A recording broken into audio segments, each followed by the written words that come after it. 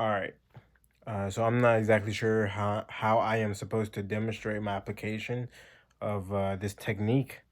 So the best I can do is just make a video with me verbally explaining how I would use it, as well as using some pictures from different websites to help me navigate myself, because I don't exactly remember the um, the different settings and nodes. So uh, the volumetric fog is pretty simple. Um, Pretty much it's just like a directional light where you just bring it into the game, and you position it where you need to position it, and move the direction where you want to move the direction. And yeah, there's more things that you can tweak, such as the color of the fog and different things of that nature. If I can just pull up an example here.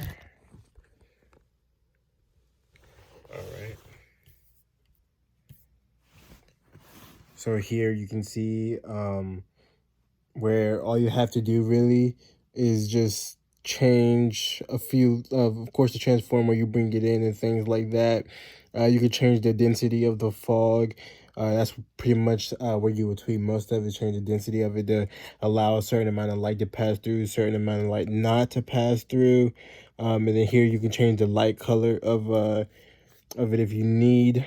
And this is where I went into depth in my Twine here. We can go into depth with the volumetric fog and adjust the albedo and the emissiveness, like the emissive nature and the extinction scale. This is where you will mostly change.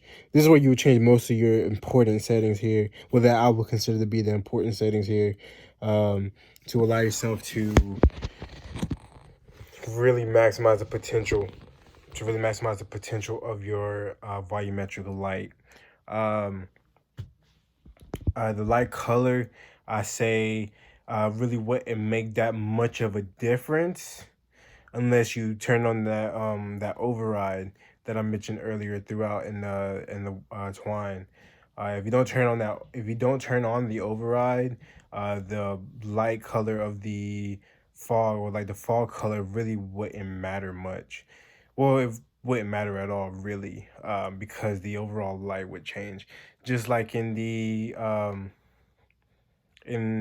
like cyberpunkish looking example that I put in my Twine, the light from the signs illuminated the fog into that bright purple, bright bluish color, uh, and that you could tell that the override is off, or else the fog color will override that, and that light would not shine through that fog as it did. Um, Pretty much, I believe that's it. I believe that's pretty much everything that I can talk about. How I would implement it, and the things that I would tweak with it, the things that I would change to make my scenery a lot more dense. Well, not dense, actually the opposite of dense, to make it more like give my scene more volume, give it more dimension, more 3D dimension.